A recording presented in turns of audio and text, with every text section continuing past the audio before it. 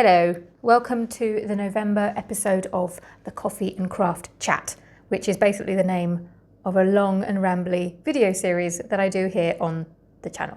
If you want to watch me make an advent calendar with sticks and talk about why the good old days of Etsy were not actually that good, then you're in the right place. Otherwise, you're not. I guess I'll speak to you another time. Bye. But this video is going to be a little different. It's going to be a little bit more vloggy. Not much. I'm just going to add a sprinkle of vlogginess in it because I want to, and it's my channel, so I'll do what I want. So first, on to the makes and whips. Okay, so the question is, can I carry my coffee and this tripod at the same time? Looks like I can, because we have to go into the living room because that is where my dress form is that holds my first whip. Now this is where I'm going to wish that I had used my wireless mic instead, but you know, we'll persevere. Yeah, I know it looks very similar to last month, but two rows, and if I spin her around, look at it! I freaking love this. I love this so much. I can't even put it into words. It's taking an absolute lifetime to make, but I love it and it's bringing me a lot of joy. It's been living in the living room with us here for a while because I've been crocheting in the evenings and I've been looking to see what colour square to do next. So next will be sleeves and then the joining. I can't believe I haven't done this yet. It's big. But that's fine. I like oversized clothes. Scooch you down a bit. Oh dear. Ever the professional. Okay, well, I'll do all of this when I'm not all tangled up with stuff. But my quest to become a walking blanket is on track. So yes, I am very happy with that. As always, I'll put the link to where I got the pattern from in the description below in case anybody's interested. Yeah, link in the description below. And there is my first whip. I do have a second. Bear with.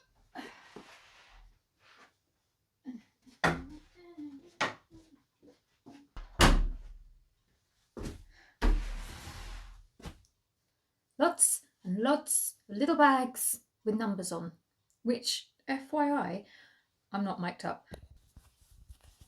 Yeah, I will never be a professional YouTuber, and frankly, I'm past caring. It's fine. It is what it is. These were actually a lot trickier than I expected them to be. It turns out that putting the numbers right at the bottom and not being able to stitch through the bags, it made the whole process so much harder. They are a little bit untidy. I wasn't able to use the embroidery stitch that I wanted to use, but it's all good. You can read the numbers and that's the most important thing. So at the time of filming, it is a day in November, and in a few days it's going to be December and I'm going to have to start this. And I'm doing vlogmas, not here on this channel, you're wonky, on my other channel, Beech Tree Handmade.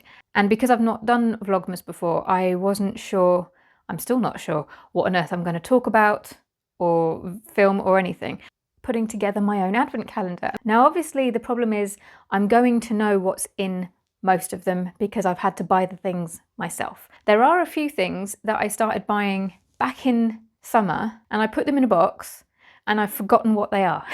I'm going to get those, put them along with the stuff that I've been buying over the last couple of weeks. And then I'm going to give Dan, my husband, some money and I'm going to ask him to pick up some bits.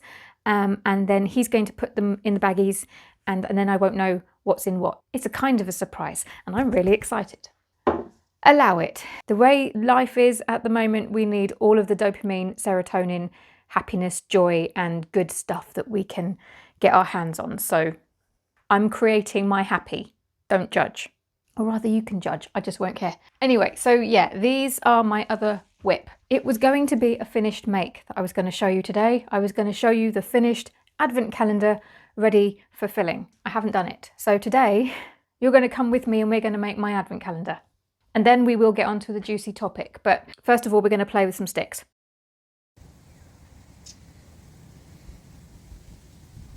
This is what it's like now. Crazy. So we come to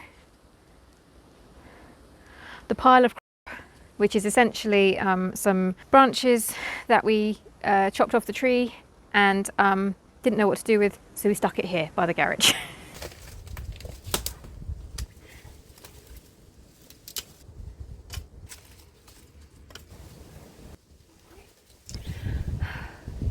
We have sticks.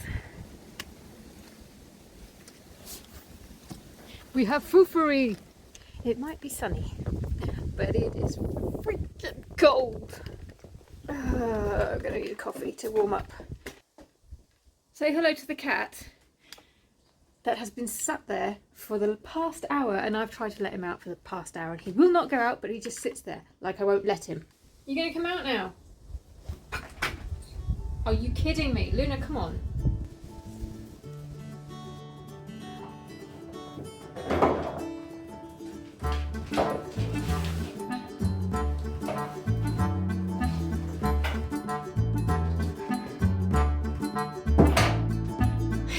We're ready. But first, let's bring you forward so you can see better.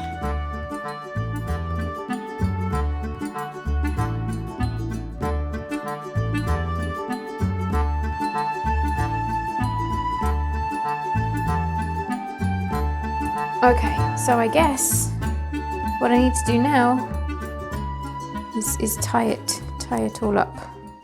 And while I do this, I'm also going to do the newsy bit, because hopefully that will make this content a little bit more interesting. Right, first bit of news. I recently did my first live stream over, oops, oh, I broke it. Wah, wah, wah, wah.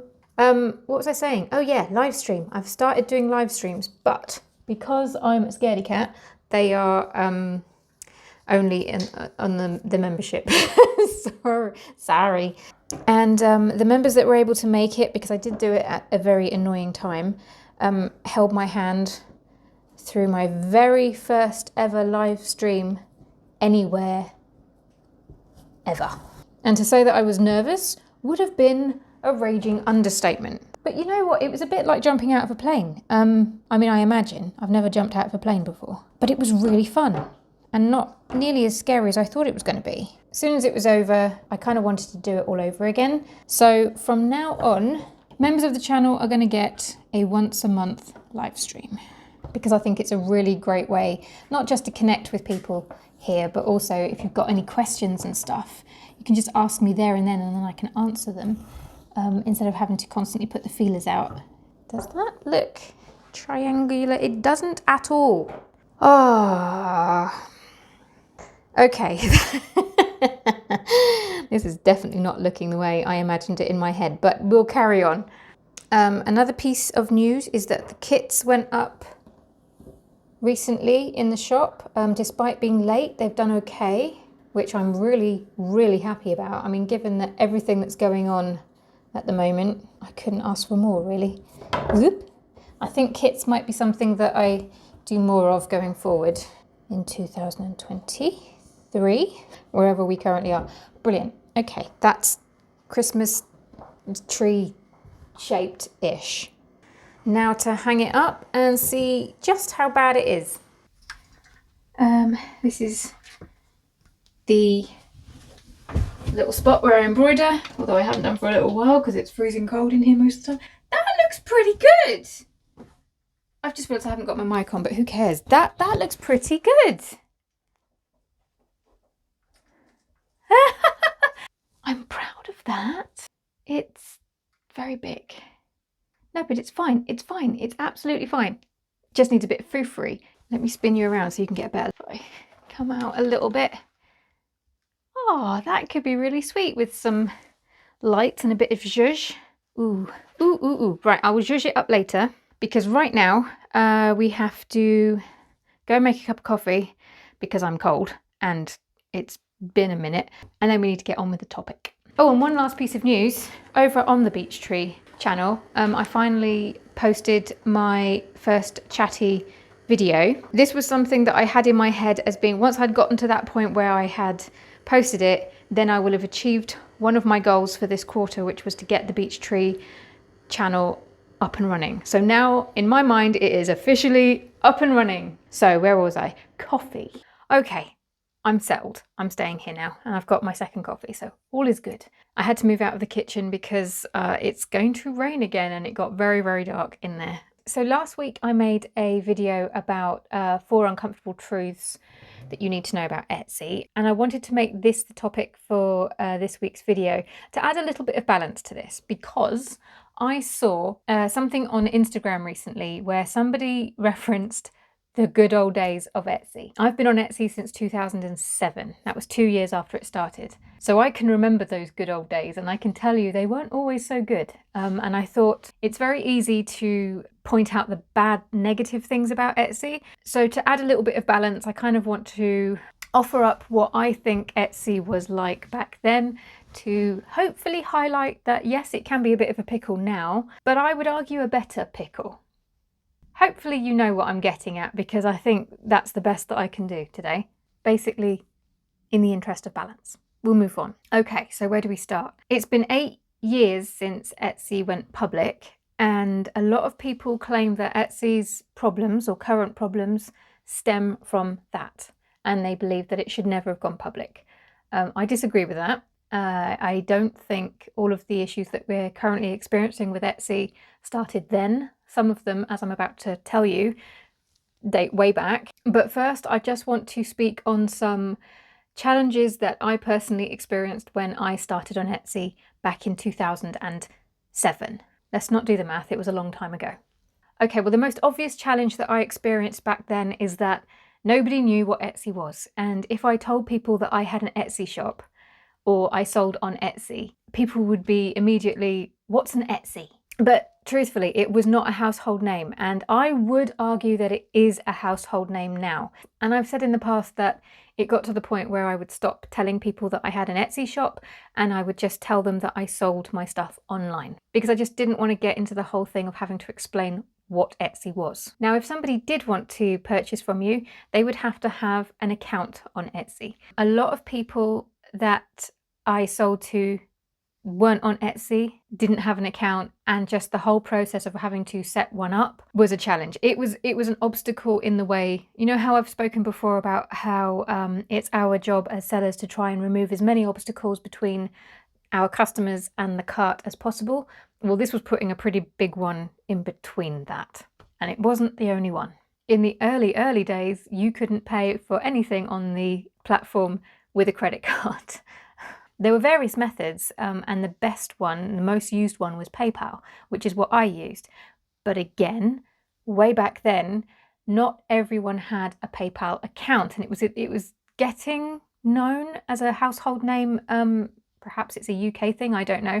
But I did find that a lot of people were still on the fence about PayPal, and some of the people that wanted to purchase from me would say, is there any way of paying in cash or check? Or card was the main one, and I'd have to constantly say, no, I'm sorry, but you can link a card to your PayPal account, and they were just a little bit reluctant to do that. Obviously, just like Etsy, everybody knows what PayPal is now. Most people have a PayPal account, and it's a no-brainer. But you couldn't use your credit card on the platform. PayPal was the next best option, and even then, a lot of people would have to create a PayPal account, create an Etsy account, and then purchase from you. So yes, another huge obstacle in the way of making sales.